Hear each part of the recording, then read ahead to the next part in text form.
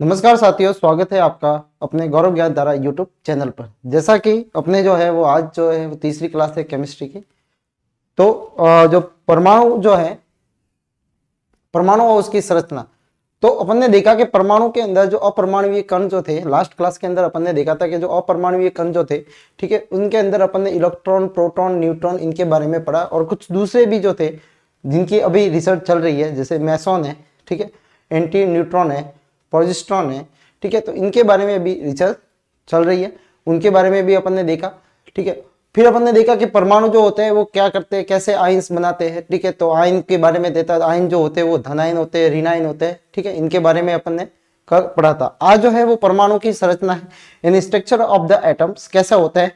ठीक है, इनका जो परमाणु के अंदर जो अपरमाणुवीय कण है उनका अरेंजमेंट उस परमाणु के अंदर किस तरह से होते हैं, जिनके बारे में आज की क्लास जो है वो उसके बारे में रहेगी।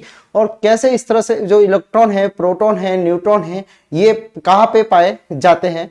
तो इनके लिए अलग अलग साइंटिस्टों ने अलग अलग अपने अपने मत दिए। ठीक है, तो जिसमें जो जिसका सबसे सर्वाधिक जो मत जो था वो निल्स बोर का था। ठीक है, सबसे पहले जो आया था वो था अपने थॉमसन मॉडल जो था वो दिया था जे थॉमसन ने। ठीक है, उसके बाद में जो आए थे रदरफोर्ड आए थे और उसके बाद में निल्स बोर थे। ठीक है, तो सबसे पहले जो लेते हैं अपन परमाणु के मॉडल। ठीक है, परमाणु की संरचना जिसको बोलेंगे अपन एटॉमिक स्ट्रक्चर।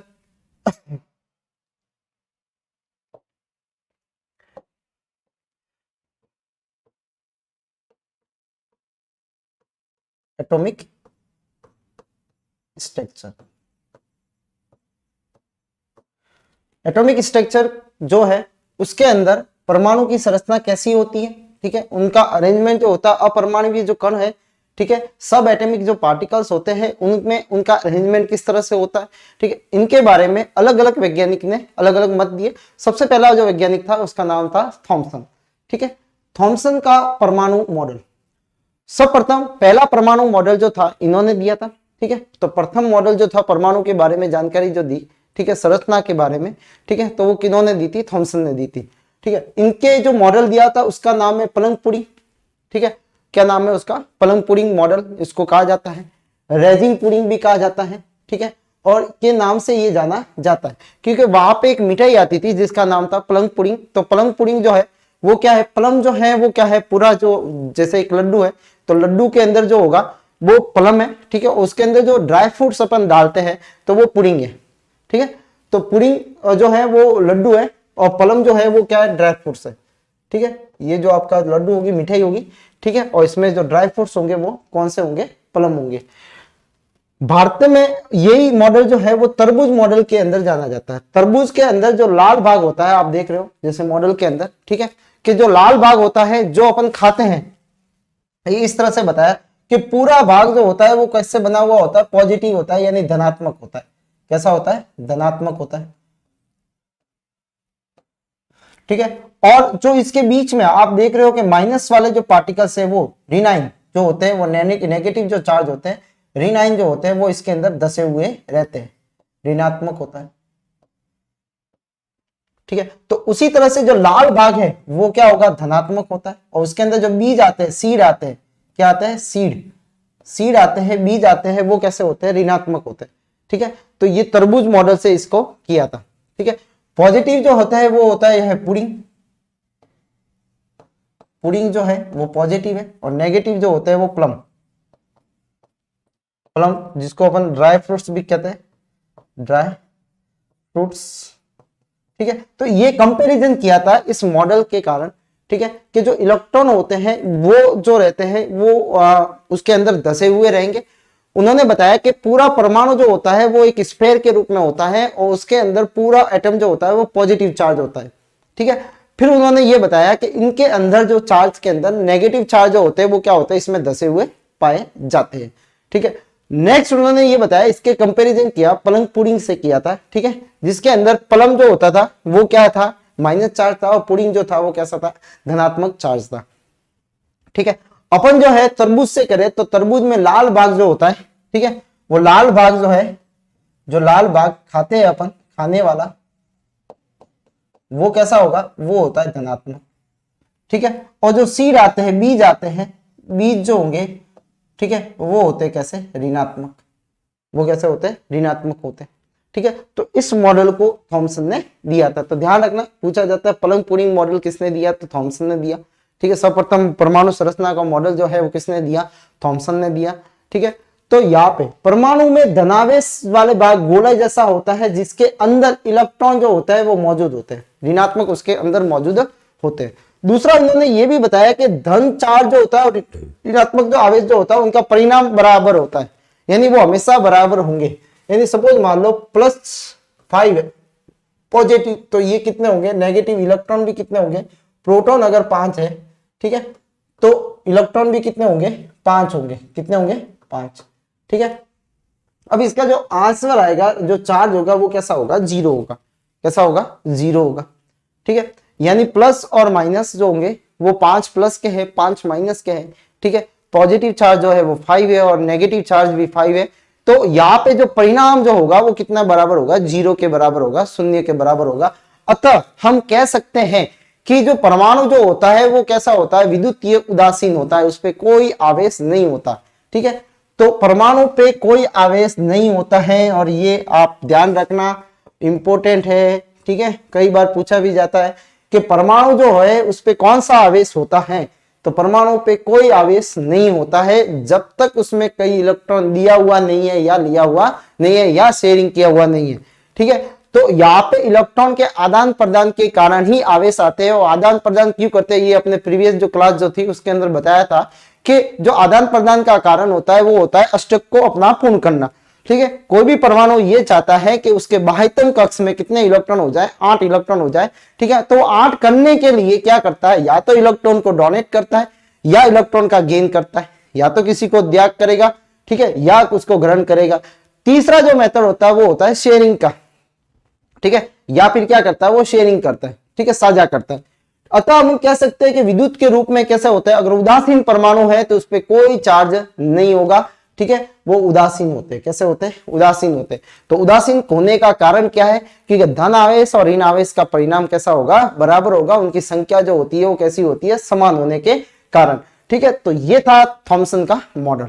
अब थॉमसन मॉडल की कमियां क्या रही। ठीक है, तो सबसे पहले है कि परमाणु के अंदर जो इलेक्ट्रॉन पर धनावेश किस प्रकार व्यवस्थित होते हैं ये इन्होंने नहीं बताया। इन्होंने तो क्या बताया कि जो परमाणु है पूरा धनावेश है। ठीक है, उसके अंदर जो ऋण आवेश है, लेकिन वो रहते कहां पे है। ठीक है, अब उन्होंने फिर न्यूट्रॉन जो है वो उसका तो कोई जिक्र ही नहीं हुआ। यहाँ पे परमाणु की स्थिरता को भी स्पष्ट नहीं किया कि परमाणु जो होते हैं वो हमेशा कभी भी अकेले नहीं रहते हैं, वो हमेशा क्या करते हैं, किसी ना किसी से क्या करते हैं, साझा करते हैं, इलेक्ट्रॉन को देते हैं या इलेक्ट्रॉन को लेते हैं, तब जाके वो स्थिर होते हैं। लेकिन इसके बारे में थॉमसन ने किसी प्रकार का कोई बयान नहीं दिया। ठीक है, तो ये इसके क्या था, जो कमियां जो थी। ठीक है, नाभिक के बारे में, नाभिक के बारे में कुछ भी उल्लेख नहीं है। इन्होंने कोई नहीं बताया नाभिक के बारे में कि भाई किसी भी परमाणु के अंदर 2 भाग होते हैं, एक तो बाहरी भाग होता है, एक उसका सेंट्रल भाग होता है जिसे नाभिक कहते हैं। तो नाभिक के बारे में इन्होंने कुछ भी उसमें उल्लेख नहीं किया। ठीक है, तो इसी कमियों को दूर करने के लिए क्या बताया, कौन सा वैज्ञानिक आया था, रदरफोर्ड आया था। और इन्होंने रदरफोर्ड के जो प्रकीर्णन जो का मॉडल जो था उसकी व्याख्या करने में भी ये असफल रहे। ठीक है, तो ये इनकी कमियां थी। पहली कमी क्या थी कि ये जो धनावेश और ऋणावेश होते हैं ये किस प्रकार से व्यवस्थित होते हैं, इनके बारे में उन्होंने कुछ नहीं बताया। फिर उन्होंने नाभिक के बारे में कोई उल्लेख नहीं किया। और रदरफोर्ड के जो प्रकीर्णन मॉडल जो था, ठीक है, गोल्ड फॉइल वाला जो मॉडल जो था उसको भी एक्सप्लेन इन्होंने नहीं कर पाए। ठीक है, तो ये था थॉमसन का पलंग पुडिंग मॉडल।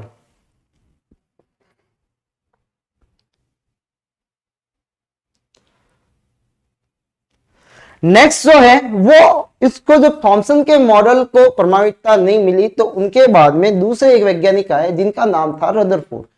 तो रदरफोर्ड ने कुछ एक्सप्लेन किए। ठीक है, उन्होंने कुछ बताया, उन्होंने नाभिक की खोज की। किसकी खोज की, नाभिक की खोज की। और उन्होंने ये भी बताया कि नाभिक जो होता है वो बहुत ही परमाणु बड़ा होता है और नाभिक का आकार बहुत छोटा होता है परमाणु की त्रिज्या के मुकाबले में। ठीक है, फिर उन्होंने ये भी बताया कि नाभिक जो होता है वो उस पे है धनावेश होता है, यानी धनावेश जो रहता है पूरे परमाणु के अंदर वो उसके नाभिक यानी सेंटर में पाया जाता है। तो ये बहुत ही महत्वपूर्ण जानकारी रदरफोर्ड के द्वारा दी गई थी। उनके बाद में फिर इस पे एक्सपेरिमेंट होते गए। ठीक है, तो अब जो पढ़ते हैं अपन यही पढ़ते हैं कि जो सेंटर के अंदर जो होता है वो पॉजिटिव चार्ज होता है किसी परमाणु के अंदर, और जो इलेक्ट्रॉन जो होते हैं वो क्या करते हैं, उसके चारों ओर क्या लगाते हैं, चक्कर लगाते हैं। तो ये बात किसने बताई हुई है, रदरफोर्ड ने बताई हुई है। ठीक है, रदरफोर्ड एक साइंटिस्ट थे जिन्होंने क्या किया था कि अपने एक्सपेरिमेंट में उन्होंने एक थीन फॉइल ली थी जिसको नाम था गोल्ड फॉइल। ठीक है, यानी सोने की पन्नी बनाई। अब सोने की पन्नी क्यों बनाई, उन्होंने सोना ही सिलेक्ट क्यों किया अपने प्रयोग के अंदर, तो उसका यह कारण था कि सोने के अंदर जो आघात वर्धनीयता पाई जाती है, यानी उनको जो पीटा जाता है तो कोई भी धातु जो होती है वो सीट में बदल जाती है, तो वो सोने के अंदर सबसे ज्यादा पाई जाती है। ठीक है, तो अब सोने से अपन पतली से पतली क्या बना सकते हैं, उसकी लेयर बना सकते हैं। तो उनको क्या चाहिए थी, पतली लेयर चाहिए थी, इसलिए उन्होंने सबसे पहले अपने प्रयोग के अंदर किसको लिया, सोने को लिया और या उसकी गोल्ड फॉइल बनाई। दूसरा जो था कि भाई जो सोना जो था वो क्या था, उसकी जो सोना जो था, ठीक है, उसके बाद में उन्होंने क्या किया, उस पे अल्फा पार्टिकल्स की बौछार की। ठीक है, और अल्फा पार्टिकल्स के लिए उन्होंने यूज किया वो था न्यूक्लियस ऑफ हीलियम। हीलियम के न्यूक्लियस को यूज में लिया। ठीक है, जो काफी क्या होते हैं, भारी कण होते हैं। ठीक है, और उन्होंने उस कणों को क्या किया, उस पे गोल्ड फॉइल पे क्या की, उसकी बौछार की। ठीक है, तो ये क्या हुआ, कैसे हुआ, जो अपने को यहाँ पे समझेंगे। देखो यहां पे क्या हुआ है, एक गोल्ड का ही एक फॉइल के चारों तरफ जो लगाया हुआ है ये भी एक गोल्ड का बना हुआ होता है। ठीक है, लेकिन इसके ऊपर ये भी गोल्ड का बना हुआ होता है, लेकिन इसके ऊपर जिंक सल्फाइड की क्या होता है, लेप होता है।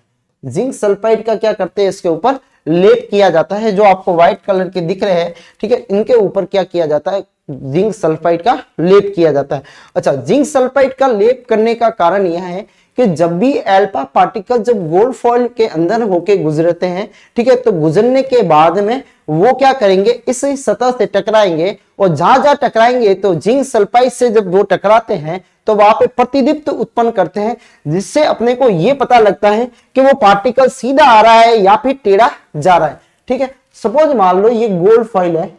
ठीक है, ये गोल्ड फॉइल है और अल्फा पार्टिकल जो होते हैं वो इसमें से निकल रहे हैं। ठीक है, ये अल्फा पार्टिकल जो है वो इसके अंदर से क्या हो रहे हैं, निकल रहे हैं। ठीक है, तो आप देखोगे कि जैसे अल्फा पार्टिकल्स यहां से निकल रहे हैं, तो जैसे ये सपोज मान लो ये दो अल्फा पार्टिकल्स यहां से निकल रहे हैं, अगर ये यहाँ पे जाके जो जिंक सल्फाइड से जो पॉलिश की गई है, तो जैसे ही यहाँ टकराएंगे यहाँ पे क्या करते हैं, प्रतिदीप्त उत्पन्न करते हैं। क्या करेंगे, ये प्रतिदीप्त यहाँ पे उत्पन्न करते हैं, यानी उजाला उत्पन्न करते हैं, प्रतिदीप्त। ठीक है, तो प्रतिदीप्त जब उत्पन्न करते हैं तो क्या होता है, उजाला होता है वहां पे। ठीक है, तो अपने को ये इसकी डायरेक्शन का पता लग जाता है कि ये सीधा ही आया होगा। लेकिन सपोज मान लो एक पार्टिकल जो था वो जैसे ही आया, यहां से टकरा के ऊपर यहाँ पे टकराया और यहाँ पे प्रतिदीप्त किया, इसका मतलब ये था कि उसकी डायरेक्शन क्या होगी, ये चेंज होगी, वो सीधा नहीं आया। तो इसका पता लगाने के लिए इन्होंने क्या किया था, इस गोल्ड फॉइल पे क्या किया था, लेप किया था। किसका लेप किया था, प्रतिदीप्त पदार्थ जिंक सल्फाइड का लेप किया था। ठीक है, उसके बाद में आप जो मिडल में देख रहे हो ये है गोल्ड फॉइल, ये अपनी क्या है, गोल्ड फॉइल है। ठीक है, और ये गोल्ड फॉइल जो है, जब भी ये अल्फा पार्टिकल्स होते हैं, ये अल्फा पार्टिकल्स का सोर्स है।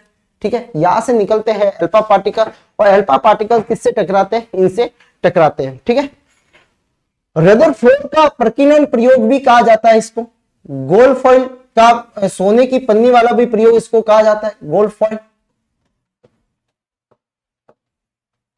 गोल्ड फॉइल मॉडल भी कहा जाता है। ठीक है, उसके बाद में इनमें क्या किया, सोने की पतली पन्नी पे अल्फा कणों की क्या की, बौछार की। ठीक है, अल्फा कण अल्फा प्रकीर्णन प्रयोग में किया गया। रदरफोर्ड के सहयोगी जो थे उनका नाम था गीगर और मार्सडेन था। कौन था, मार्सडेन। ठीक है, और गीगर।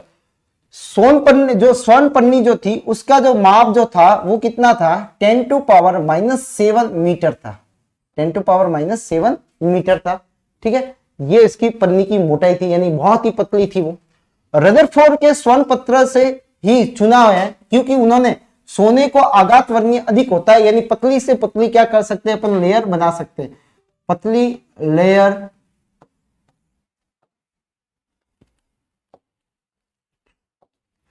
पतली परत बना सकते हैं। इसलिए उन्होंने किसको उपयोग में लिया, सोने को उपयोग में लिया। सोने की पतली सीट बनाई जा सकती है। अल्फा कण जो होते हैं वो हीलियम के क्या होते हैं, नाभिक होते हैं। क्या होते हैं, नाभिक होते हैं।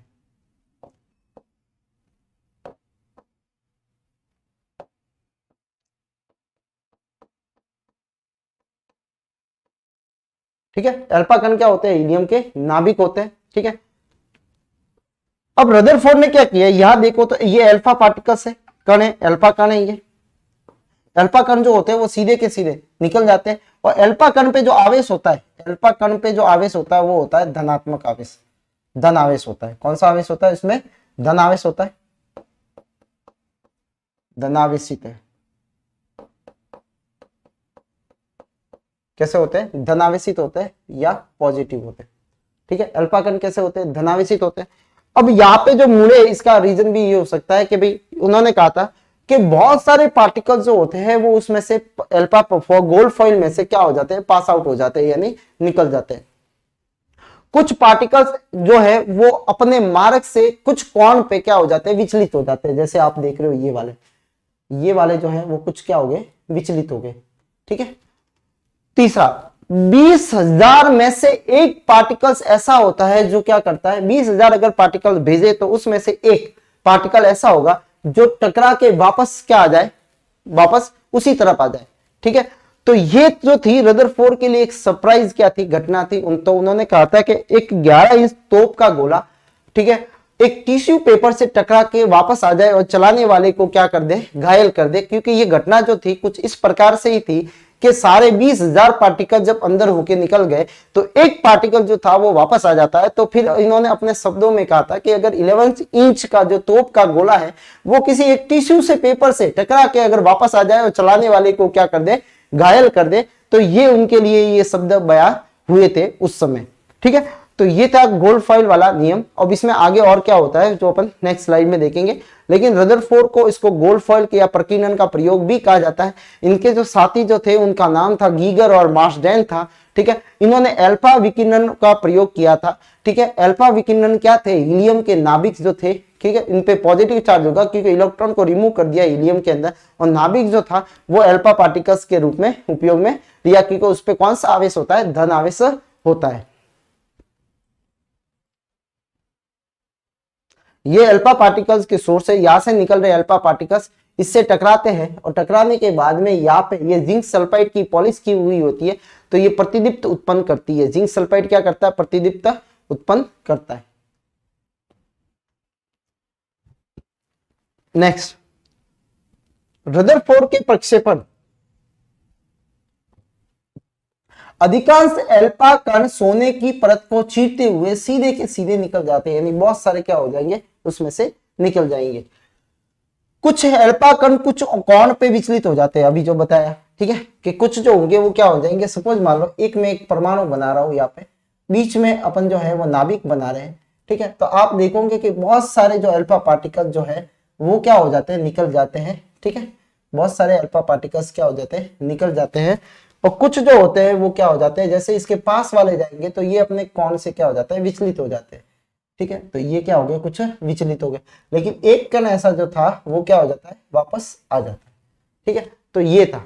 तो अब इसका कारण क्या हो सकता है, इसका कारण सीधी सी बात है, ये हो सकता है कि जो अल्फा पार्टिकल जो थे, अल्फा कण जो थे, उन पे जो चार्ज जो था वो कैसा था, धनात्मक आवेश था। कैसा था, धनात्मक आवेश था। अब यहाँ पे जब ये भी धनात्मक होगा तो धनात्मक धनात्मक जो होते हैं वो एक दूसरे को क्या करते हैं, प्रतिकर्षित करते हैं। क्या करते हैं, प्रतिकर्षित करते हैं, यानी एक दूसरे को ये धक्का मारेंगे या इसको क्या करते हैं, रिपेल करते हैं। ठीक है, तो सीधी सी बात है, वो अपने पास में आने नहीं देंगे इसको। ठीक है, तो यहाँ पे जो ऊपर से गए तो यहाँ पे डिस्टेंस जो थी, तो इसलिए क्या हो गया, वो आसानी से मोस्ट ऑफ पार्टिकल्स तो यहाँ से निकल गए। लेकिन ये जो था वो सीधा इसके पास में लिखा, तो ये भी प्लस वाला, ये भी प्लस वाला क्या करेगा, एक दूसरे को रिपेल करेगा। तो रिपेल करने के कारण ये अपने जैसे इसके प्लस के पास में गया, इसको धक्का मारा तो ये वापस चला गया ऊपर की तरफ। ठीक है, नीचे वाला जो था उसको भी धक्का मारा तो वो नीचे चला गया। ठीक है, और ये जो था वो सीधा गया तो सीधा उसने सामने धक्का मारा तो वापस वो जहां से आया था उसी दिशा में लौट गया। ठीक है, तो लगभग 20,000 कणों में से केवल एक अल्फा पुनः क्या कर जाता है, पथ पे लौट जाता है जहां से वो आया था।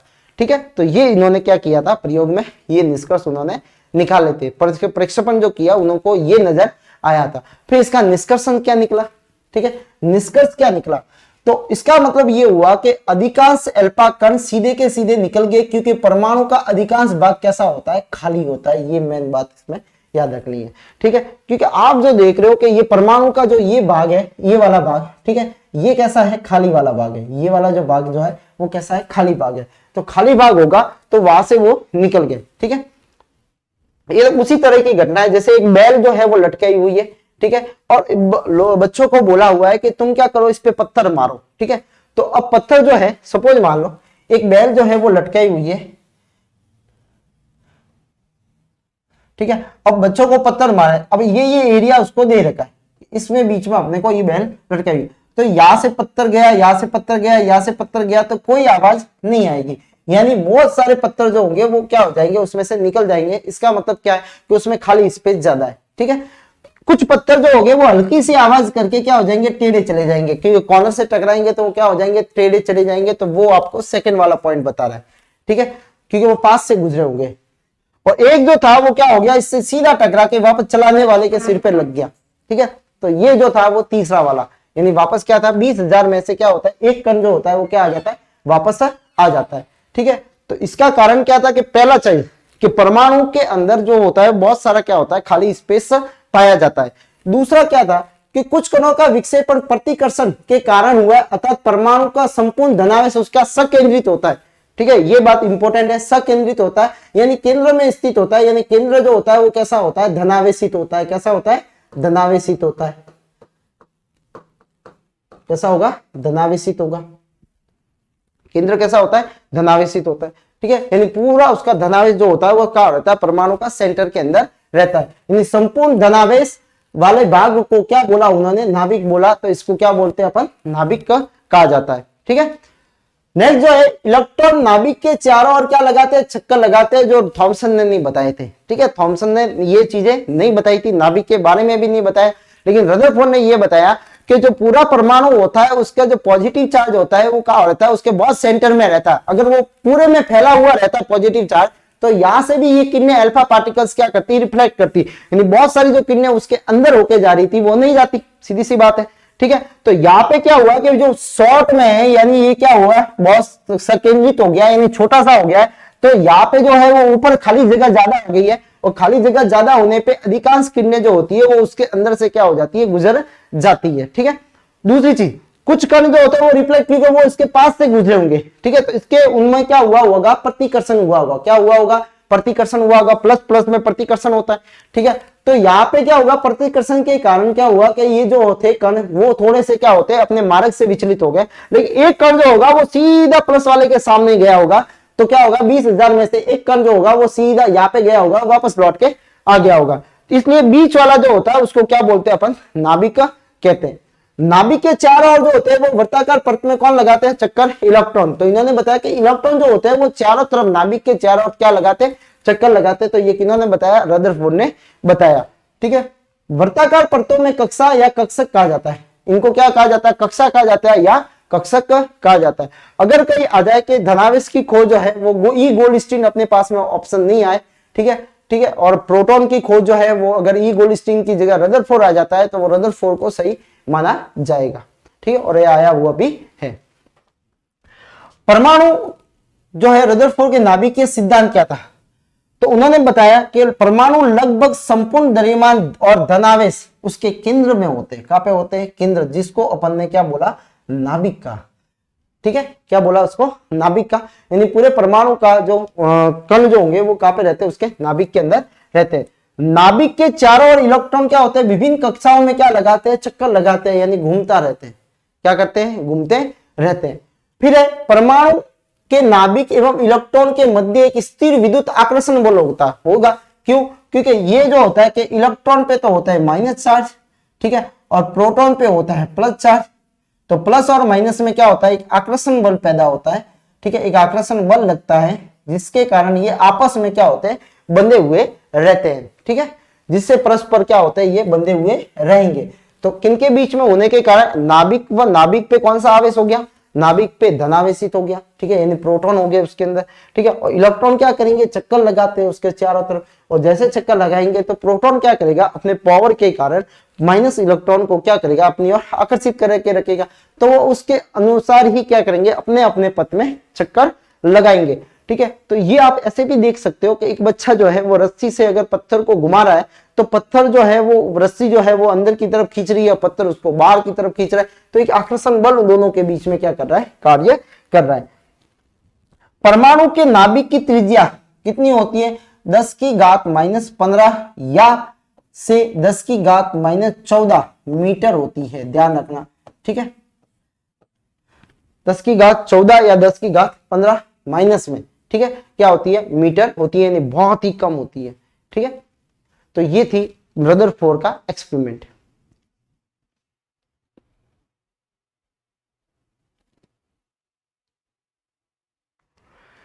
नेक्स्ट है रदरफोर्ड की कमियां। अब देखो हर चीज में कोई ना कोई कमियां रहेगी, ठीक है। तो रदरफोर्ड में क्या कमियां रही थी, तो रदरफोर्ड ने एक चीज था, उन्होंने कक्षा तो बता दिया, लेकिन कक्षा के बारे में उन्होंने कुछ बताया नहीं कि कहाँ होती है, कैसी होती है, कितनी होती है, ठीक है, इनके बारे में उन्होंने जानकारी नहीं दी, ठीक है।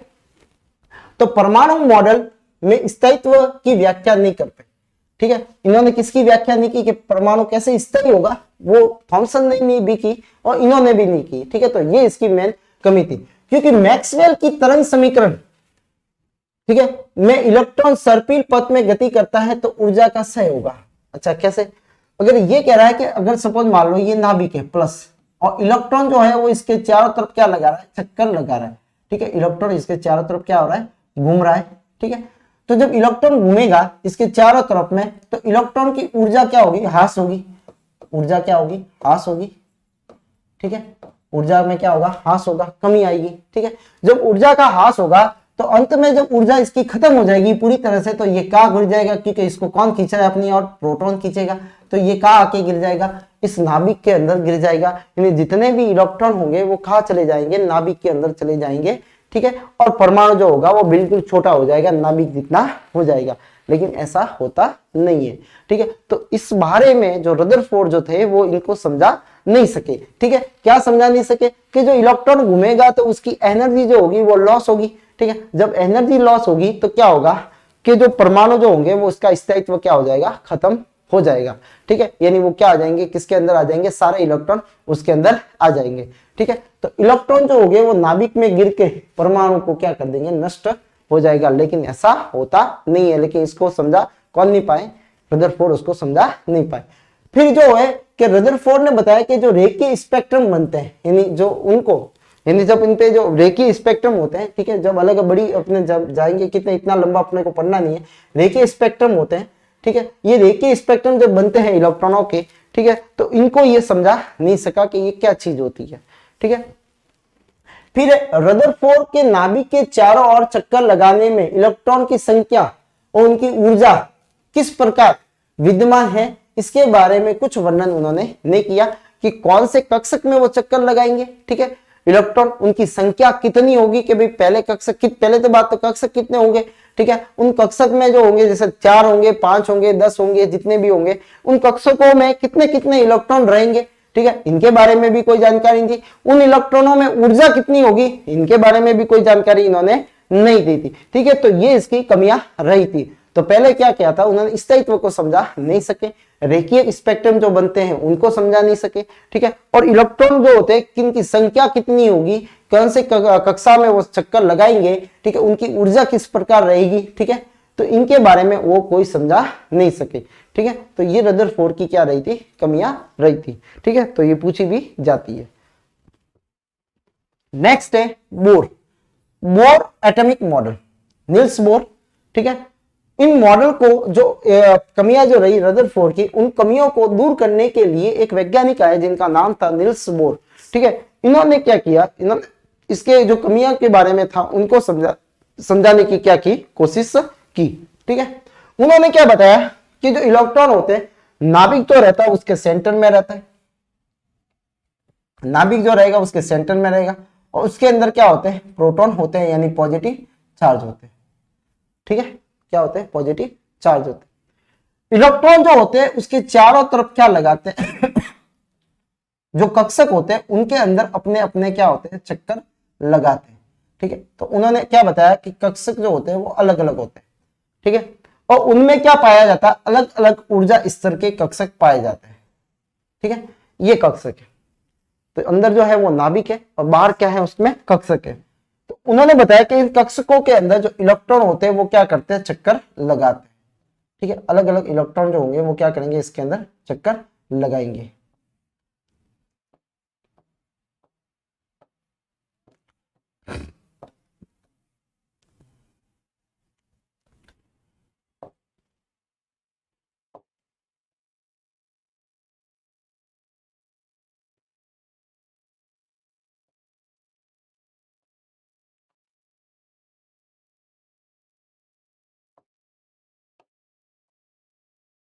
ये इलेक्ट्रॉन जो है वहां पे चक्कर लगा रहे हैं। ठीक है, फिर उन्होंने क्या किया, इन कक्षकों को अलग अलग नाम दे दिया। ठीक है, जैसे सबसे पहले दिया उन्होंने की, फिर दिया उसने एल, फिर दिया उन्होंने एम, और फिर आगे और होगा तो एन। ठीक है, डैश डैश डैश एन। जैसे जैसे बढ़ते जाएंगे उन कक्षकों के नंबर आते जाएंगे।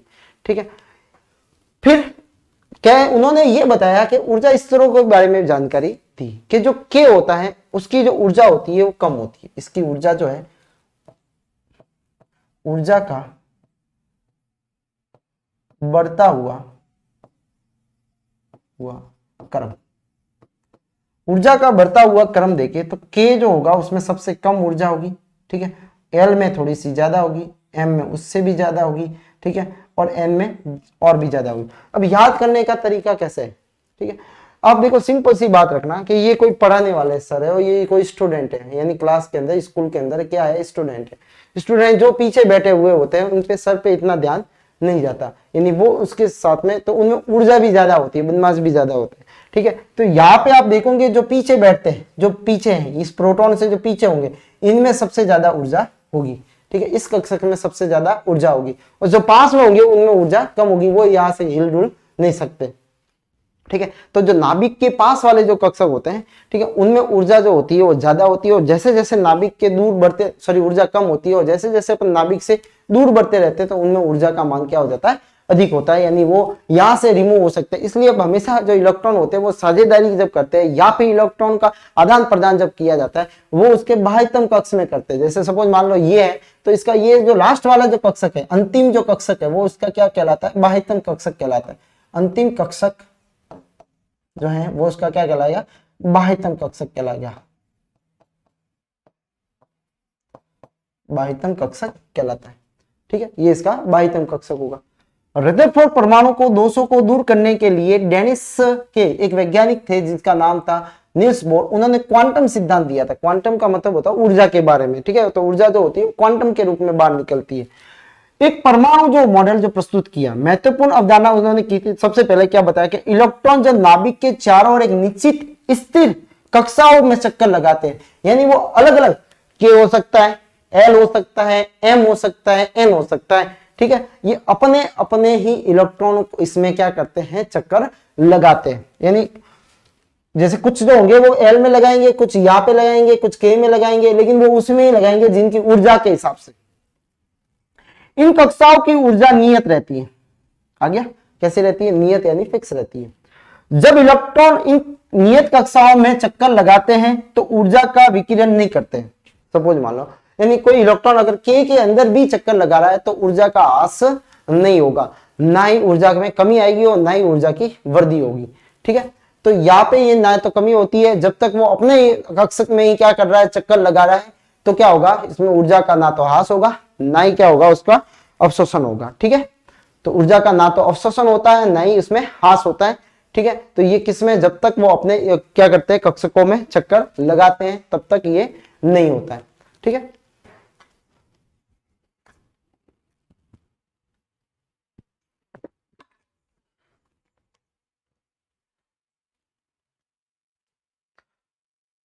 तो क्वांटम के सिद्धांत पे आधारित है, निश्चित कक्षाओं में होती है जिनकी ऊर्जा नियत रहती है। जब तक वो उस कक्षा में चक्कर लगाते हैं तब तो ना तो ऊर्जा का ह्रास करते हैं, ना विकिरण करते हैं, ठीक है, ना बाहर निकालते हैं, ना अवशोषण करते हैं। नेक्स्ट, नाभिक के पारित चारों तरफ कक्षाओं में ऊर्जा स्तर कहा जाता है। क्या बोला जाता है इनको? ऊर्जा स्तर कहा जाता है, जिनका नाम जो है के, एल, एम और एन दिया, जिनको अंग्रेजी अक्षरों के द्वारा व्यक्त किया जाता है, ठीक है। तो ये इनके ऊर्जा स्तर है, ठीक है।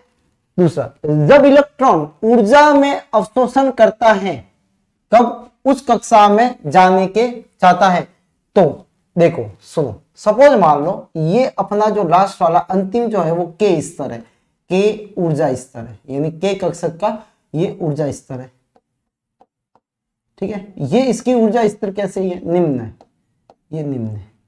सपोज मान लो ये कुछ ऊपर वाला है जिसको अपन एम मान लें, ठीक है, या एन मान लो, ठीक है। ये कैसा? उच्च ऊर्जा स्तर वाला है, उच्च ऊर्जा स्तर वाला है। अगर सपोज मान लो इस स्तर से इलेक्ट्रॉन अगर इस स्तर में जाता है तो ऊर्जा, देखो ये कम ऊर्जा वाला है और ये ऊपर वाला अधिक ऊर्जा वाला, उच्च ऊर्जा वाला है, ठीक है, हाई एनर्जी है उसमें, इसमें वाले में लो एनर्जी है। तो सीधी सी बात है, अगर उसको बराबरी करनी है ऊपर वाले से तो उसके मुकाबले में उसके जैसे पैसे, जैसे सपोज मान लो पैसे, ठीक है, एक गरीब है और उसको अमीर बनना है तो सीधी सी बात है उसके जितने पैसे होने चाहिए, ठीक है। तो यहाँ पे क्या करेगा, वो क्या करेगा, सीधी सी बात है, जब ऊर्जा इसकी जितनी करनी है तो यहाँ पे क्या करता है, ये ऊर्जा का अवशोषण करता है। ये क्या करेगा? ऊर्जा का अवशोषण करेगा,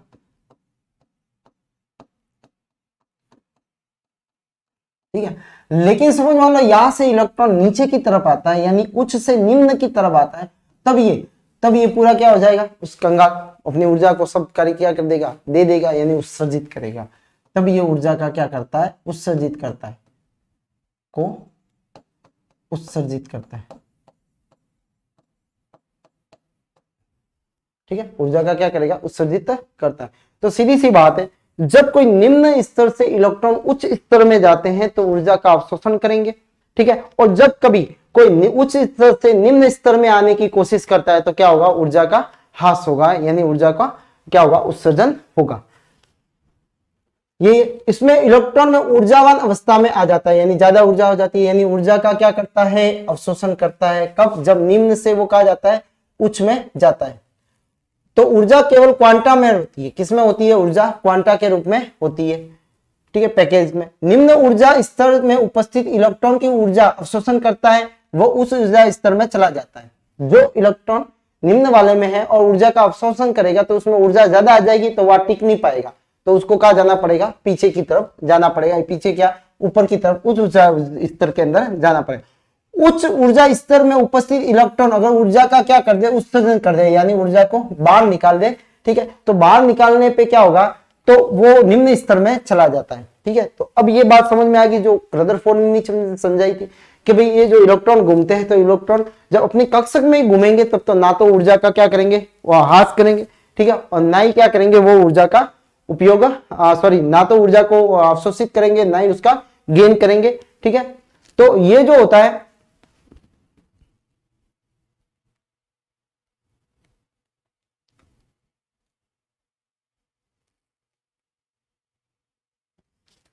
ठीक है,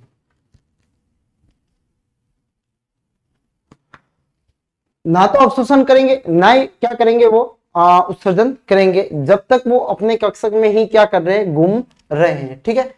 लेकिन अगर सपोज मान लो निम्न वाला है और वो अवशोषण करता है तो उसमें ऊर्जा ज्यादा हो जाएगी और वो ऊपर चला जाएगा।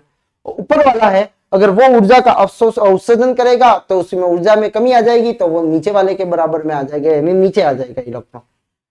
बोर्न ने प्रत्येक कक्षा में अधिकतम इलेक्ट्रॉन की संख्या को समझाने के लिए एक क्या दिया था? फॉर्मूला दिया था, ठीक है, कि अधिकतम इलेक्ट्रॉन जो होंगे,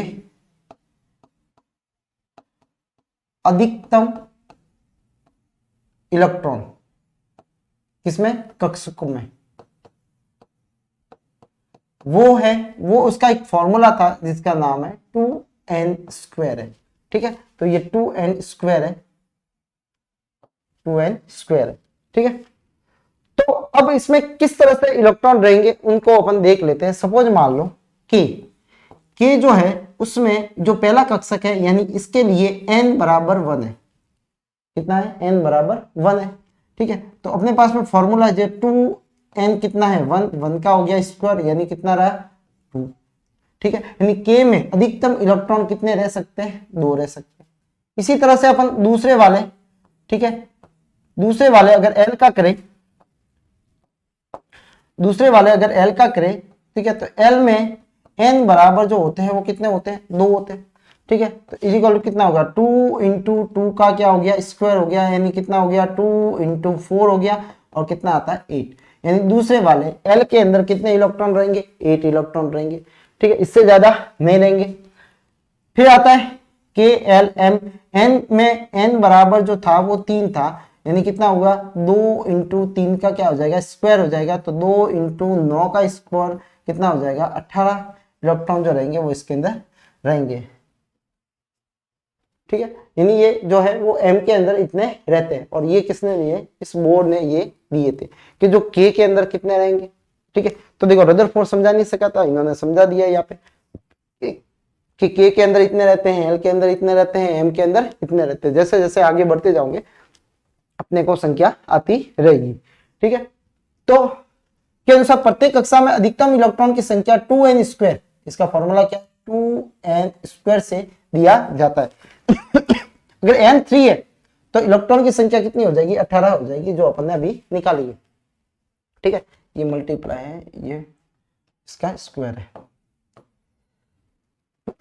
बोर के अनुसार इलेक्ट्रॉन केवल उन्हीं कक्षाओं में चक्कर लगाते हैं जिनका कोणीय संवेग पूर्ण गुणज में हो। ठीक है, और कोणीय संवेग क्या होता है? mvr बराबर होता है क्या? ns/2π। कोणीय संवेग mvr। ठीक है, वो किसके, जो कोणीय संवेग होगा mvr वो किसके बराबर? ns/2π के बराबर या उसका गुणज होना चाहिए। ठीक है, तो m यहाँ पे क्या है? इलेक्ट्रॉन का द्रव्यमान है। v क्या है? इलेक्ट्रॉन का वेग है, किस वेग से घूम रहा है। r उसकी त्रिज्या है। ठीक है, और h क्या है? प्लांक नियतांक है।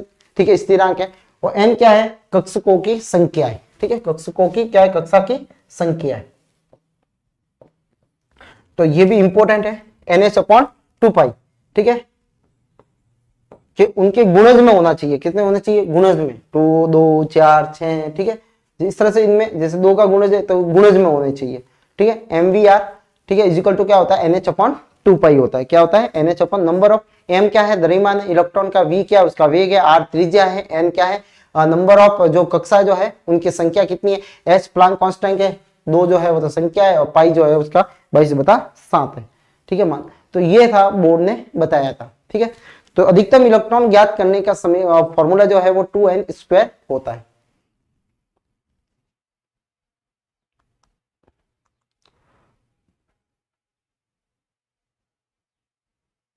नेक्स्ट है बोर-बेरी नियम। परमाणु की किसी भी कक्षा में उपस्थित अधिकतम इलेक्ट्रॉन की संख्या 2n स्क्वायर द्वारा क्या होती है? दर्शाई जाती है। n क्या होती है? यहाँ पे कक्षकों की संख्या होती है, जो अभी अपन ने देखा। इसलिए इलेक्ट्रॉन की अधिकतम संख्या पहले कक्षा में k में कितनी होती है? 2 इंटू 2n स्क्वायर हो जाएगा। ठीक है, बराबर कितनी होती है? 2 होती है। l के लिए कितनी होती है? ठीक है, पावर 2 है, कितनी होती है? 8 होती है। ठीक है, 2n ये स्क्वायर है। ठीक है, थोड़ा सा इसमें रॉन्ग हो गया, ये रॉन्ग नहीं, सही है वो, थोड़ा टाइपिंग के अंदर 3 का स्क्वायर है 18।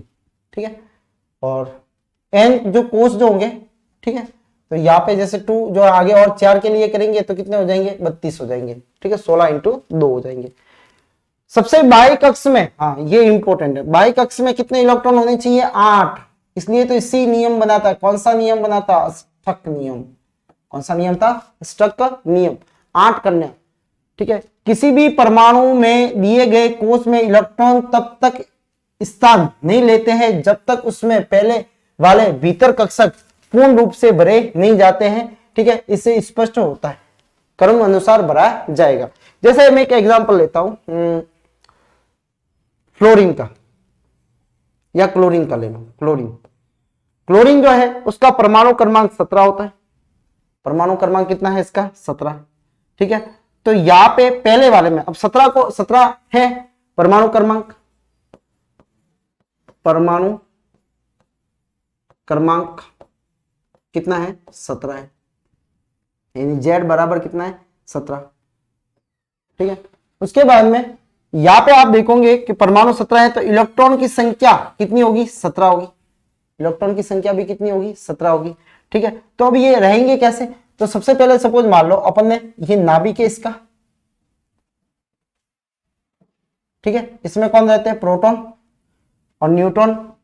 ठीक है, ये अब आप इसको देखोगे तो पहले वाले में के एल और एम। सपोज मान लो के अंदर के में कितने रहते हैं 2, के में कितने रहेंगे 2 सबसे पहले। अब 2 हो गए, पीछे कितने बचे, ठीक है 15। अब 15 में से एल में कितने रहेंगे, मैक्सिमम कितने रहते हैं एल के अंदर 8, 8 से ज्यादा नहीं डालने। ठीक है, 8 और 2 कितने हो गए 10। अब कितने बचे इसके पास में 7, तो एम में कितने रहेंगे 7 रहेंगे। अब भरो इसको। ठीक है, पहला कक्षक, दूसरा कक्षक और तीसरा कक्षक। ठीक है, दूसरा कलर ले लेते हैं अपन। पहले वाले में कितने रहे 2, ये आए 2। ठीक है, एक के अंदर, तो ये अपने पास में कौन सा है के है। ठीक है, दूसरे वाले में कितने रहे 8, 1 2 3 4 5 6 7 8। ठीक है, तो ये हो गए एल के अंदर कितने हो गए 8। ठीक है, ये 8, ये इधर 2। फिर एल में कितने रहते हैं, एम के अंदर जो रहेंगे वो कितने रहेंगे, यहाँ पे रहते तो देखो एम के अंदर कितने 18, लेकिन इसके पास में कितने अभी 7 ही बचे, तो 7 रहेंगे। ठीक है, जितने बचते हैं उतने ही लिखने, 2 3 4 5 6 और ये हो गया 7। तो ये हो गया इसका बनने का क्रम। ठीक है, तो पहले अब आप और भी देख सकते हो, जैसे आप देख लो नियॉन को देख लो। ठीक है, नियॉन के कितने नंबर होते हैं 10, इलेक्ट्रॉन भी कितने होंगे इसके अंदर 10। ठीक है, पहला कक्ष पी, पहला हो गया के, उसके बाद में हो गया एल। ठीक है, उसके बाद में हो गया एम। ठीक है, तो एम देख लो, के एल और एम। अब देखो यहाँ पे सीधी सी बात है कि यहाँ जब अपन के करेंगे तो के अंदर कितने रहते हैं बताओ, के अंदर कितने रहेंगे, के अंदर 2 रहेंगे। ठीक है, एल के अंदर कितने रहेंगे 8 रहेंगे। ठीक है, तो यहाँ पे पहले 2 रखे, तो पहले 2 रखो, पहले ये 2 रखे, फिर इसमें कितने रखे 8, हो गया 10। यानी लास्ट वाला इलेक्ट्रॉन कितने रहते हैं 10। एम में कोई इलेक्ट्रॉन नहीं रहेगा तो कक्षक होगा भी नहीं। ठीक है, तो ये वाला कक्षक जो लास्ट वाला है ये नहीं होगा, ये वाला कक्षक नहीं होगा।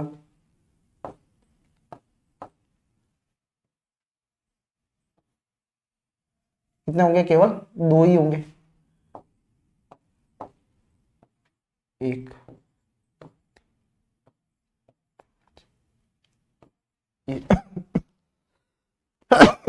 तो कितने रहेंगे 2 और 8। ठीक है, 10 रहेंगे। इसी तरह से अपन सबका ऐसा कर सकते हैं। ठीक है, ये स्टक का नियम होता है 8। ठीक है, अब जिसके 8 नहीं है वो क्या करते हैं, इलेक्ट्रॉन देंगे या लेंगे।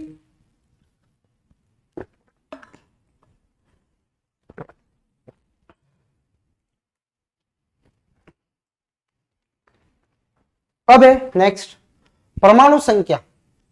ये आपको बता चुके परमाणु संख्या क्या होती है, एटॉमिक नंबर, कि जितने प्रोटॉन होते हैं क्या होते हैं प्रोटॉन। ठीक है, प्रोटॉनों की कुल संख्या वही कहलाती है क्या, उसके परमाणु संख्या कहलाती है। ठीक है, यानी इसको किसके द्वारा लिखा जाता है, इसको जेड के द्वारा लिखा जाता है। किसके द्वारा लिखा जाता है, जेड के द्वारा लिखा जाता है। अब इलेक्ट्रॉनिक विन्यास, इलेक्ट्रॉनिक विन्यास इलेक्ट्रॉन कॉन्फ़िगरेशन। देखो क्या होता है इलेक्ट्रॉन कॉन्फ़िगरेशन, ये इलेक्ट्रॉन बनने का क्रम तो अपने वो था, लेकिन अब जो है वो इलेक्ट्रॉन को जो भरते हैं वो इस हिसाब से भरते हैं। ठीक है, ये जो है वो कक्षक के उपकोष होते हैं। ठीक है, क्या होता है, इनको क्या बांटा गया अलग अलग भागों के। सबसे पहला जो होता है वो एस है, एस कक्षक है। दूसरा होता है पी, तीसरा होता है डी और चौथा होता है एफ। ठीक है, इन्हीं के आधार पे क्या बांटा गया है, इनको पीरियोडिक टेबल जो है वो S P D F block जो होते हैं वो इसी के आधार पे बांटे गए। ठीक है, एस के अंदर कितने कक्षक होते हैं 1। ठीक है, और इसमें कितने इलेक्ट्रॉन रह सकते हैं, मैक्सिमम 2। पी के अंदर कितने होते हैं 3 उपकोष होते हैं, 3 उपकोष होते हैं। इनके अंदर जो इलेक्ट्रॉन मैक्सिमम रह सकते हैं वो कितने रह सकते हैं 6। कितने रह सकते हैं इसके अंदर 2 और इसके अंदर कितने रह सकते हैं 6। ठीक ठीक है। डी के अंदर जो होते हैं वो कितने होते हैं 5, ठीक है। और इनके अंदर कितने रह सकते हैं मैक्सिमम 10, कितने रह सकते हैं 10, ठीक है। एफ के अंदर होते हैं 7,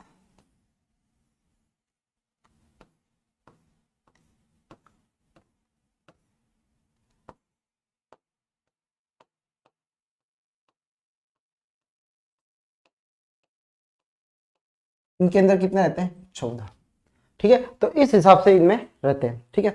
अब कौन सा जो होगा वो, जैसे ये N1 N2 इसके लिए आते, N3 N4 इसके लिए आते, N5 N6 जो होते हैं वो इनके लिए आते, ठीक है। ये 5 वाला, ये N4 वाला, N3 वाला, N2 वाला, N1 वाला, ठीक है, इनके हिसाब से रहते हैं, ठीक है। सबसे पहला जो होता है वो इलेक्ट्रॉन जाता है, वो जाता है किसमें 1s में। तो सबसे पहले किसमें जाता है 1s में जाएगा, फिर किसमें जाता है 2s में जाता है, किसमें जाता है 2s में, फिर किसमें जाता है 2p में जाता है, ठीक है। और फिर किसमें जाता है 3s में जाता है, ठीक है। फिर किसमें जाता है 3p में जाता है, 3p के बाद में किसमें जाता है 4s में जाता है, किसमें जाता है 4s में, 4s के बाद में 3d में जाता है, ठीक है। और 3d के बाद में किसमें जाता है 4 जो है 3d आ गया, 3d के बाद में 4p के अंदर जाता है, किसके अंदर जाता है 4p के अंदर, ठीक है। और 4p से कितने जाता है ये 5s के अंदर, ठीक है। तो इसी तरह से ये आगे बढ़ता रहेगा, पहले जाता है 1s 2s 2p 3s 3p 4s 3d 4p 4 5s, ठीक है। और 5s के बाद में 5s आ गया तो वापस किस में जाएगा 4d में जाता है। तो ये इसका बनने का क्रम होता है। तो आपको कैसे करना है, यहां से ये निकाला, फिर वापस 2s में 2p में, ये ऐसे घूम रहा है देख लो, ठीक है। इसको बनाना सीख लो, ठीक है। अब देखो 1s लिखा, एक ही है तो एक लिखा, 2s में 2 लिखे तो 2s आ गया 2p आ गया, 3s में 3s आ गया 3p भी आ गया 3d भी आ गया, 4s में 4s आया 4p आया 4d आया 4f आ गया, 5s में अब f के से आगे कुछ नहीं होता, ठीक है। तो यहाँ पे जैसे 6d है तो यहाँ पे क्या आएगा, ठीक है। तो 6f आएगा, यहाँ पे क्या आएगा 6f आएगा, ठीक है। तो इसी तरह से ये बढ़ने का क्रम है, पहले 1s में गया, फिर 2s में गया, फिर 3s में 3 और 2p में, फिर 3s 3p 4s 3d 4p 5s 4d 5p 6s, ठीक है। इस तरह से ये बढ़ने का क्या होता है, इनका क्रम होता है, ठीक है। इस तरह से इनको भरा जाता है। जैसे सपोज मान लो अपन एक भरते हैं जैसे नियॉन का, ठीक है, या फिर अपन भरते हैं क्लोरीन का, क्लोरीन 17, ठीक है। तो अब जैसे देखें 1s में कितने रहते हैं 2 मैक्सिमम, 2s में कितने रहते हैं 2, तो पहले किस में आ गया 1s, फिर आ गया 2s, फिर किस में आएगा 2p, 2p में कितने रहते हैं 6, ठीक है। 2p में कितने रहते हैं 6, उसके बाद में 2p पे के बाद में कितना आता है 3s आता है, 3s में कितने रहते हैं 2, कितने रहते हैं 2। अब गिनो इसको, 2 और 2 4 और 6 10, 10 और 2 12, कितने बचे 5, ठीक है। तो 3s के बाद में क्या आता है 3p, और 3p में कितना आएगा 5, ठीक है।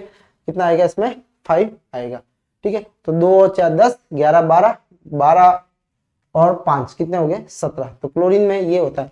अच्छा, लास्ट वाला इलेक्ट्रॉन p में आता है तो ये p ब्लॉक का सदस्य है। कौन से ब्लॉक का है, p ब्लॉक का सदस्य। अब देखते हैं अपन सोडियम, सोडियम का रहता है जैसे 11, तो कितना रहेगा 1s2 2s2 2p 6 और 3s1, कितना आ गया 3s1। लास्ट में इलेक्ट्रॉन कितना आ रहा है s में आ रहा है, ठीक है। तो ये किस में रहेगा s ब्लॉक के अंदर होता है, ठीक है। तो इसी के नाम पड़े हैं s block, p block, d block, f block, जिनमें लास्ट वाला इलेक्ट्रॉन जिसमें आता है वो उसका क्या होता है ब्लॉक होता है।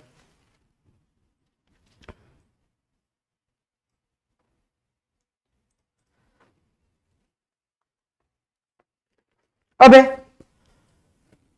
कक्षों में इलेक्ट्रॉन बनने के कुछ नियम होते हैं, ठीक है। कक्षों में ऊर्जा व स्थायित्व का ध्यान रखते हुए कक्षों में इलेक्ट्रॉन बनने के लिए कई नियम दिए गए, जिसमें ऑफबाउ, ठीक है, ऑफबाउ जो नियम जो है, ठीक है, वो नियम क्या है, ऑफबाउ एक जर्मन शब्द है, ठीक है, जो ये बताता है कि आपको इलेक्ट्रॉन जो बनने हैं कि वो इलेक्ट्रॉन की स्थिति क्या होगी। इस नियम से ये पता लग रहा है कि बनने का क्रम कैसा होगा, ठीक है। तो बनने से ये पता लगेगा कि भाई उस इलेक्ट्रॉन की स्थिति कैसी होगी, ठीक है। और दूसरी चीज जो है वो कहां पे मिलेगा वो, तो जिसका अर्थ होता है कक्षों में इलेक्ट्रॉन बनना या कक्षकों का निर्माण करना।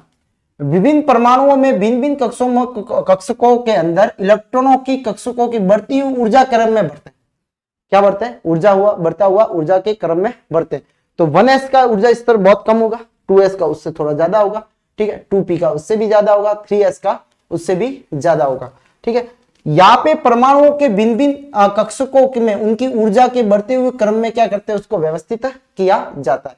फिर अलग अलग नियम दिए थे। सबसे पहला था पाउली का अपवर्जन नियम। यह नियम क्या कहता है, पाउली वाला, कि किसी भी परमाणु में उपस्थित 2 इलेक्ट्रॉनों की 4 क्वांटम संख्या होती है। कितनी क्वांटम संख्या होती है? 4, ठीक है। तो 4 क्वांटम संख्या जो होती है वो अलग अलग होती है, ठीक है।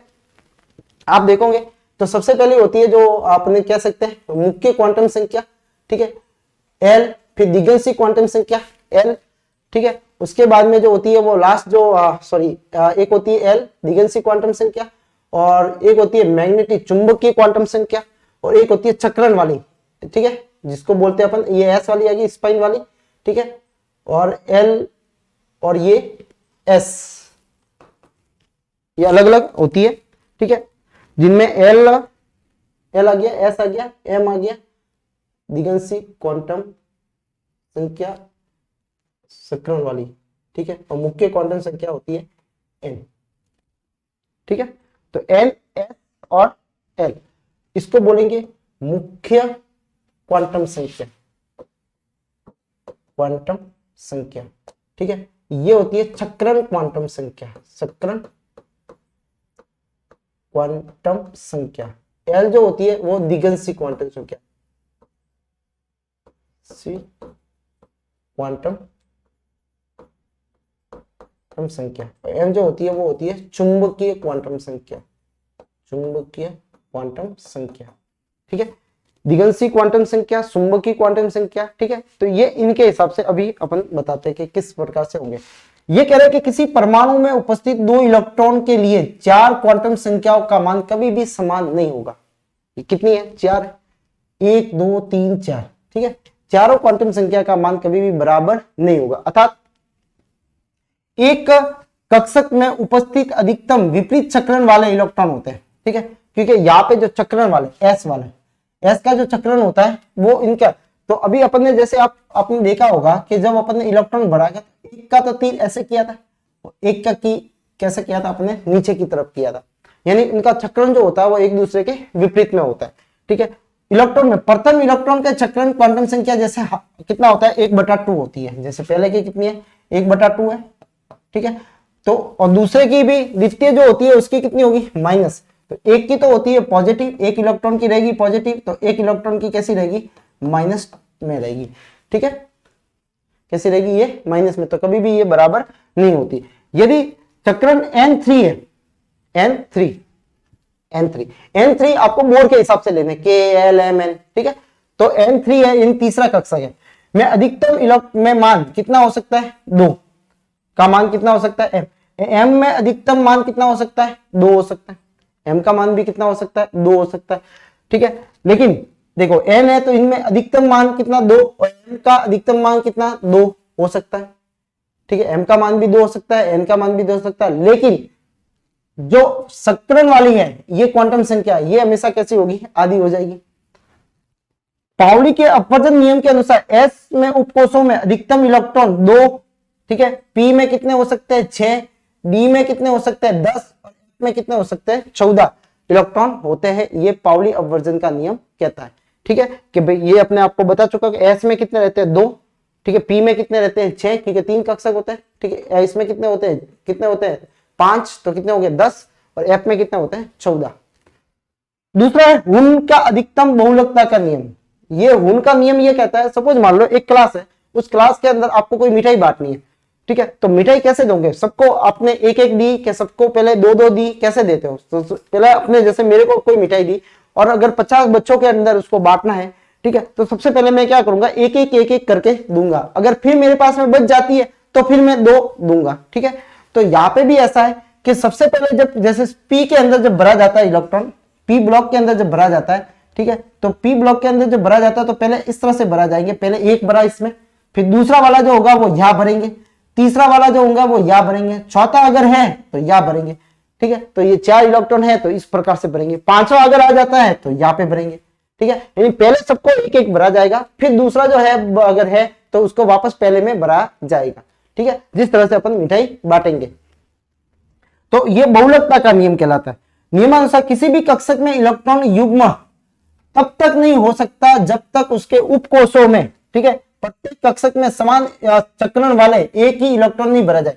समान चक्रण वाले सबको मैंने देखो पहले जो तीर किया था, जैसे पहले यहाँ पे भरा, ठीक है, तो पहले ये और ये, तो सभी का चक्रण देख लो कैसा है, ऊपर की तरफ ही है, ठीक है, यानी चक्रण की दिशा जो है वो एक ही है। अब आपका नया आएगा वो यहाँ पे भरा जाएगा, वो यहाँ पे भरा जाएगा, ठीक है, तो ये इसके अंदर भरा जाएगा। उदाहरण के लिए ऑक्सीजन के परमाणु का कितना होता है, 8 होता है, ठीक है, तो उनका उपकोष पे लागू नहीं होते क्योंकि उपकोष में एक ही कक्षक होता है, ठीक है। अब उसमें क्या होगा, एस ही होता है, क्या होगा, एस उपकोष में कभी भी उनका नियम लागू नहीं होता क्योंकि एस में एक ही कक्षक है और सबसे पहले आपको एक ही इसमें बनना है, दूसरा वाला भी है तो वो भी इसी में ही बनना है। तो एस कक्षक कितना होता है, एक ही कक्षक होता है और दोनों उसी में इलेक्ट्रॉन भरे जाते हैं। तो ये बात याद रखना कि उनका नियम जो होता है वो एस ब्लॉक के लिए या एस जो कक्षक है उपकोष है उनमें लागू नहीं होता है क्योंकि उसमें 2 इलेक्ट्रॉन ही भरे जाते हैं, दूसरा कोई कक्षक होता ही नहीं है, एक ही होता है, इसलिए ये उस पर लागू नहीं होता है, ठीक है। अब सपोज मान लो ऑक्सीजन का अगर देखा है, ठीक है, जैसे ऑक्सीजन को देखने जाए O2, ऑक्सीजन में परमाणु क्रमांक कितने होते हैं, 8, ठीक है, तो आप 8 इलेक्ट्रॉन होंगे इसके अंदर, इलेक्ट्रॉन की संख्या भी कितनी होगी, 8 होगी। तो पहले 1s2, पहले कितने में गए, 2 में गए, ठीक है, s के अंदर 2, फिर कितने गए, p के अंदर कितना है बताओ, 6, कितना है, 6, ठीक है। अब इसको देखेंगे तो s वाले के अंदर आप देखोगे तो पहले में 2 भरे, इसमें उनका नियम लागू नहीं हो रहा है, लेकिन p वाले के अंदर देखो तो आपको कितने, 3 है, ठीक है, तो पहले में 1 भरा, दूसरे में भी 1 भरा, तीसरे में भी 1 भरा, 2 3 4 5 तो हो गए। छठा जो इलेक्ट्रॉन आएगा वो किस में आएगा, इसके अंदर आएगा, ठीक है, तो ये छठा इलेक्ट्रॉन यहाँ पे आया, ठीक है, यह छठा इलेक्ट्रॉन कहाँ पे आया, यहाँ पे आ गया, ठीक है। तो इस तरह से भरा जाएगा, ठीक है, तो पहले एक एक सब में भरा, फिर वापस अपने पहले वाले में भरा, ये कहता है हुन का नियम। फिर है n+l, ये n+1 नहीं है, n+l है, n+l का नियम जिसे बोरबरी नियम कहते हैं, ठीक है। यहां पे इस नियम के अनुसार इलेक्ट्रॉन पहले उस कक्षक में प्रवेश करता है जहां n+1 का मान क्या होता है, कम होता है, ठीक है, n+ मान का क्या होगा, कम होगा। जैसे अपन ने देखे, सपोज मान लो अपन देखते हैं कि सपोज देखो S block, P block, D block और F ब्लॉक, L का मान जो होता है S के लिए 0, L के लिए 1, D के लिए 2 और इसके लिए 3 होता है, ठीक है। अब अपने पास में n+l का नियम क्या है, n+l का नियम क्या है। सपोज मान लो अपने पास में 2 कक्षक है, एक तो 2s है और दूसरा अपन मान लेते हैं 2p मान लेते हैं। एक तो अपने पास में 2s है और दूसरा जो है वो कौन सा है, 2p है, ठीक है। अच्छा, s के लिए n जो होगा, इसका n का मान कितना है, 2, ये n का मान है, ये वाला, ये अपना n, ठीक है, और इसके लिए भी कितना है, 2, n का मान इसके लिए भी कितना है, 2। फिर है l का मान जो है s के लिए कितना है, 0, ठीक है, और फिर इसमें n के मान p के लिए कितना है, 1। अब इसका निकालो आप, कितना आ गया, इसका 2 आ गया और इसका कितना आ गया अपने पास में, 3 आ गया, ठीक है। तो ऊर्जा किसकी ज्यादा है, इसकी ज्यादा है, तो पहले किस में भरा जाएगा, 1s में भरा जाएगा, फिर किस में भरा जाएगा, इसका 2p में भरा जाएगा, किस में भरा जाएगा, 2p के अंदर भरा जाएगा, ठीक है। अगर अपने पास में 2p और 3s है, सपोज मान लो अपने पास में 2p है और दूसरा क्या है, 3s है, ठीक है, तो अब बताओ n बराबर इसमें कितना है, 2 है, ठीक है, और n बराबर p के लिए कितना है, 1 है, n बराबर इसके लिए कितना है, 3 है, ठीक है, और l बराबर कितना है, 0 है। तो अब देखो यहाँ पे दोनों कैसे आ रहे हैं, समान आ रहे हैं, ठीक है, यहाँ पे कितना आ रहे हैं, 3 आ रहे हैं, और यहाँ पे कितना आ रहे हैं, यहाँ पे भी 3 आ रहे हैं, दोनों में सेम आ रहा है। तब अपन क्या देखेंगे, उसके क्रमांक देखेंगे कि भाई पहले कौन सा आ रहा है, ठीक है, तो या 2p है, 2 है, 2 पहले आ रहा है तो इसमें जाएगा, ठीक है, फिर किस में जाएगा, इस वाले में जाता है। जब दोनों की ऊर्जा क्या आती है, समान आती है तो ठीक है। तो यहाँ पे जो है ऊर्जा जो है वो पहले किस में जाएगा, तो इसकी ऊर्जा क्या है, ज्यादा है और इसकी ऊर्जा कम है ठीक है। तो यहाँ पे ये होते हैं ठीक है। अब n जो होता है वो क्या हो सकता है, जो मैंने आपको बताई कि n जो है वो मुख्य क्वांटम संख्या है ठीक है। n जो है वो दिगंशी क्वांटम संख्या है, ये चुंबकीय क्वांटम संख्या, और h जो होती है वो चक्रण वाली। ये तीनों सेम हो सकती है, समान हो सकती है, समान हो सकती है, हो सकती है ठीक है। लेकिन ये कैसी होती है, समान नहीं होती, समान नहीं होती ठीक है। कैसे, क्योंकि एक जैसे प्लस हाफ है, ये भी कहती है हाफ है ठीक है। एक प्लस में होती है, एक क्या होती है, माइनस में होती है ठीक है। इतना ज्यादा गहराई में आपको पूछेंगे नहीं ठीक है, आपको ये कक्षक थोड़े से याद रखने हैं ठीक है। तो देखो n 3 है ठीक है, तो यहाँ पे l जो है वो कितना है, 1 है, तो क्या हो जाएगा, n प्लस 1 होता है, तो 3 प्लस 1 कितना हो गया, यहाँ पे 4 हो गया, कितना हो गया 4। n अगर 3 है, l 2 है, तो कितना हो जाएगा 5 ठीक है। दोनों को क्या करना है, प्लस करना है ठीक है। यहाँ पे भी ये दोनों को क्या करना है, प्लस करना है। अतः इलेक्ट्रॉन जो होगा वो किस में भरा जाएगा, 4 वाले में पहले भरा जाएगा और 5 वाले में बाद में भरा जाएगा। सपोज मान लो n 4 है, l 3 है, तो दोनों का कितना हो गया 7, ये आ गया 7 ठीक है। यहाँ पे क्या आ गया, ये 7 आ गया। यदि n 5 है और l 2 है, तो इन दोनों का भी क्या आ गया 7 ठीक है। इस स्थिति में क्या होगा, पहले इलेक्ट्रॉन उस कक्षक में भरा जाएगा जहां n का मान है, तो n का मान कहां पे है, 4 है इसमें ठीक है, और इसमें n का मान कितना है, 5 है, तो पहले किस में भरा जाएगा, इस 4 वाले के अंदर भरा जाएगा। तो इस वाली में n 4 वाले में पहले भरा जाएगा ठीक है। 4 वाले में क्या भरा जाएगा, पहले भरा जाएगा। फिर है अर्धपूरित या पूर्णपूरित कक्षकों के स्थायित्व का नियम। अर्धपूरित या पूर्णपूरित, अर्धपूरित में है कि जैसे सपोज मान लो अर्धपूरित कक्षक है, p3 है ठीक है, p ब्लॉक के अंदर d कितना है 5 है ठीक है, और f कितना होता है 7 होता है, ये d 5 है के विन्यास में है, तो क्या होगा, एवं पूर्णपूरित है तो p6 होगा ठीक है। ये इतना होगा, जैसे सपोज मान लो P में आप देखो तो P जैसे है अपने पास में 3 है, तो ये अर्धपूरित है ठीक है। P जो है वो D जो है वो कितना 5 ही है, तो ये भी अर्धपूरित है ठीक है। लेकिन अगर P जो है वो कितना 6 है, 6 इलेक्ट्रॉन आ रहे हैं, तो ये पूर्णपूरित है ठीक है। D जो है 10 आ रहे हैं, पूरे के पूरे आ रहे हैं, तो ये भी पूर्णपूरित है। और F में कब पूर्णपूरित होगा, जब इसमें कितना आएंगे 14 आएंगे, तब ये क्या कहलाता है, पूर्णपूरित कहलाता है। कक्षकों की तुलना में अधिक स्थायी होते हैं ठीक है। अर्धपूरित कक्षक एवं पूर्णपूरित कक्षक ठीक है, कक्षक अन्य कक्षकों की तुलना में कैसे होते हैं, कैसे होते हैं ये जो है अधिक क्या बोलेंगे इसको, स्थायित्व ज्यादा होता है। कैसे, जैसे आप समझना, ये 3 है, 1 2 3, 3 इलेक्ट्रॉन आगे, एक स्थिति ये है ठीक है सपोज मान लो। और यहाँ पे P वाले की स्थिति कैसी है, मैं आपको यहाँ पे बता देता हूं कि सपोज मान लो अपन P वाले की स्थिति करते हैं,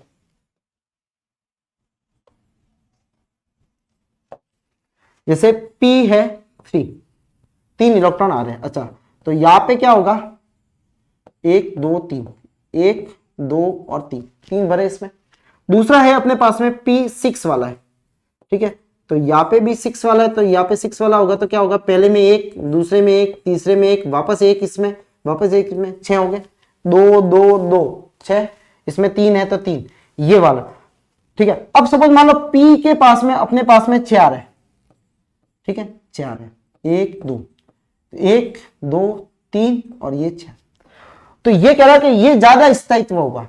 स्थायी कौन सा होंगे, ये ज्यादा स्थायी होंगे ठीक है, और ये कम स्थायी।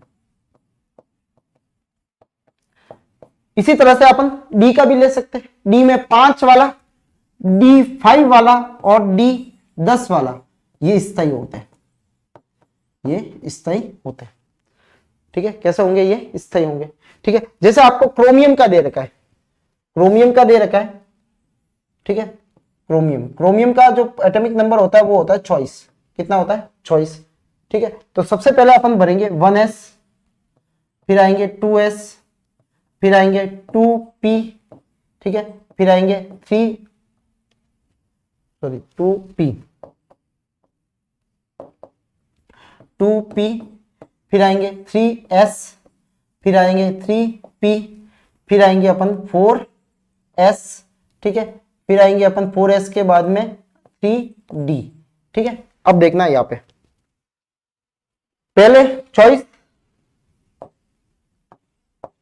पहले में कितने रहे 2, इसमें s में कितने रहते हैं 2, फिर आए 6, 2 गए 10, 10 के बाद में 2 12, ठीक है, 12 और 6 18, 18 और 2 20, और 20 और इसमें कितने होंगे 4, ऐसे भरा जाता है। लेकिन ये ज्यादा स्थायित्व नहीं है, ये ज्यादा स्थायित्व नहीं है, आधा वाला होगा वो स्थायित्व होगा, 6 भरे जाते 3 वाला ज्यादा स्थायित्व, ठीक है, तो 6 वाला 3 वाला ज्यादा स्थायित्व हो गए, ठीक है, ये 4 वाला स्थायित्व नहीं होगा। यहाँ पे अगर 5 होते, D5 वाला होता, कितना वाला होता 5 वाला होता, तो वो ज्यादा स्थायित्व वाला होगा, ठीक है, किसके मुकाबले में, इसके मुकाबले में।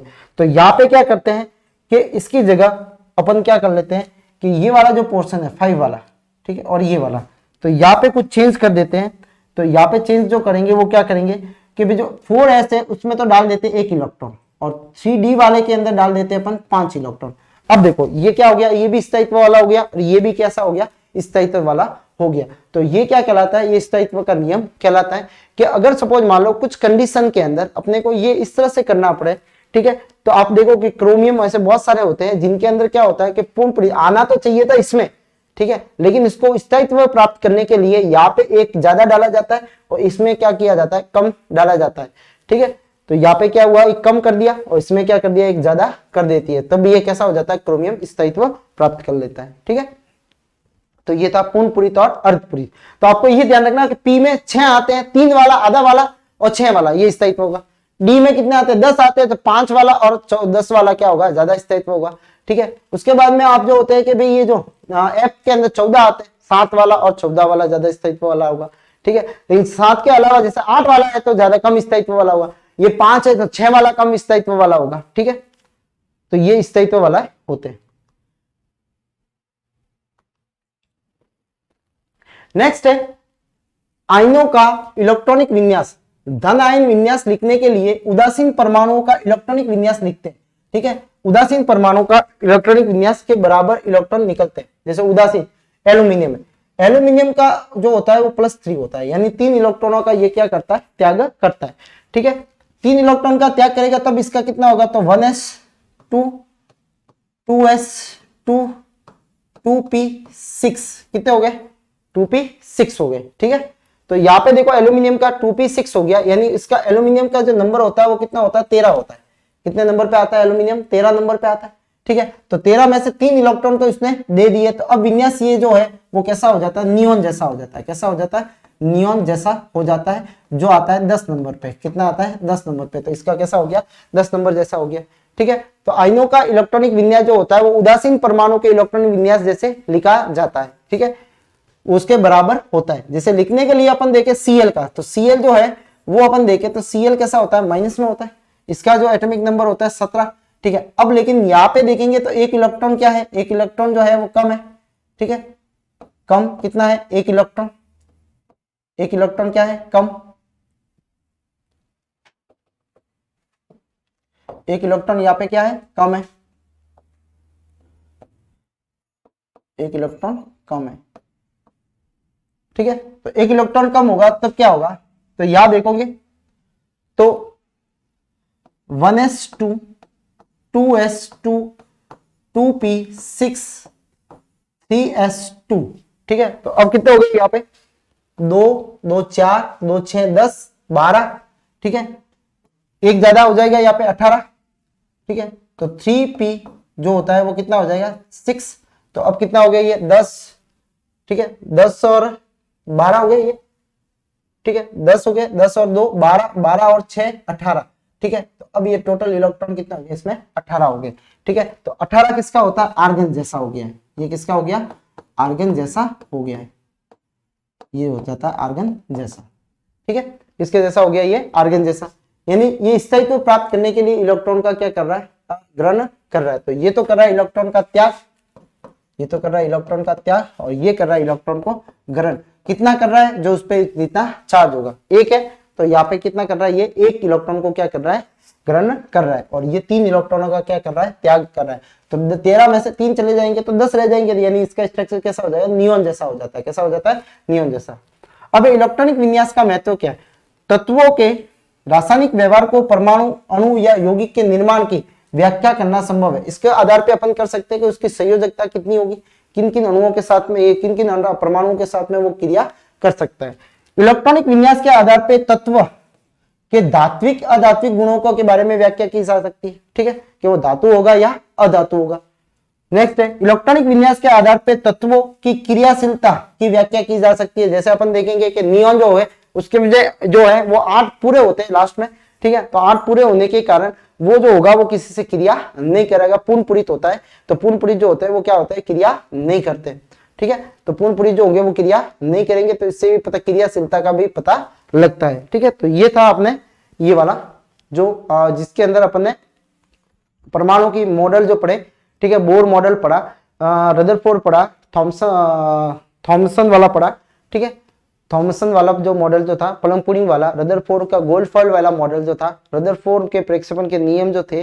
ठीक है, और उसके बाद में बोर वाले जो मॉडल जो थे जिसके KLM है। ठीक है, जिसमें अगर आपको इलेक्ट्रॉन निकालना है तो उसका फॉर्मूला जो रहेगा वो क्या रहेगा, 2n² रहता है। ठीक है, मैक्सिमम नंबर निकाल सकते हैं। फिर होती है बोरबरी नंबर। ठीक है, फिर आपको इलेक्ट्रॉन ये बनने का क्रम जो है वो आपको ये वाला इससे याद रखना है, 1 1 लिखना है, 2 लिखना है, 2p, ठीक है, 3d। ठीक है, इसमें फिर 4s, 4p, 4d, 4f। ठीक है, f तक ही रहता है, इसमें भी 5f तक रहेगा, इसमें 6f तक रहेगा, इसमें 7f तक रहेगा। ठीक है, फिर रहता है 1s2, बनने का क्रम सबसे पहले इसमें जाएगा इलेक्ट्रॉन, फिर इसमें जाएगा, फिर इसमें जाएगा, क्योंकि ऊर्जा जो होती है वो इसकी सबसे कम होती है, इससे ज्यादा होती है, इससे ज्यादा होती है, इससे ज्यादा होती है। फिर है ये अभाव कैसे किस तरीके से भरेंगे। ठीक है, तो पाउली अपवर्जन के नियम के आधार पे तो ये होता है कि भाई सक्रण जो होता है वो कैसा होता है, दोनों के एक दूसरे के अपोजिट में होते हैं। 3 क्वांटम संख्या बराबर हो सकती है, चारों कभी बराबर नहीं होती है। हुन का नियम बहुलकता का नियम है, जिसमें आपको पहले क्या करना है, पहले सब में एक एक एक एक बनना है। ठीक है, ये एस में लागू नहीं होती क्योंकि एस में का उपकोष जो होता है वो एक ही होता है। ठीक है, ये इसमें लागू हो सकती है। पी में 3 उपकोष होते हैं। ठीक है, PX, PY, PZ। ठीक है, तो यहाँ पे अपन भर सकते हैं इसमें। तो इसमें पहले एक एक भरा जाएगा और फिर बाद में दूसरा चौथा वाला जो होगा वो नेक्स्ट में भरा जाएगा। फिर है n+l का नियम, जो मैंने आपको इसमें समझाया कि n+l का नियम क्या होता है, कि ये होता है n जो होता है वो नंबर ऑफ आपके क्या है, जो है l की संख्या, तो ये आती है, s के लिए 0 होती है, p के लिए 1 होती है, d के लिए 2 होती है, f के लिए 3 होती है। ठीक है, n जो है वो क्या है, नंबर ऑफ के कौन से नंबर है कि 2, तो n बराबर 2, इसमें भी कितना है 2। ठीक है, l जो होता है वो s से ब्लॉक है, s ब्लॉक के लिए l कितना होता है 0, इसके p के लिए कितना होता है 1, तो इसमें आया 2 और 3, तो ऊर्जा किसकी ज्यादा है, 3 वाले की। ठीक है, तो 3 वाले की ज्यादा है तो कम वाले में पहले भरा जाएगा, तो इसमें पहले भरा जाएगा, इसमें बाद में भरा जाएगा। इन दोनों के अंदर 3 3 आ रही है, तो फिर क्या देखा जाएगा कि नंबर किसके ज्यादा है, तो यहाँ पे किसके 2 इसके कम है, तो पहले इसमें भरा जाएगा और फिर 3 वाले में भरा जाएगा। ठीक है, फिर है आयनन वाला।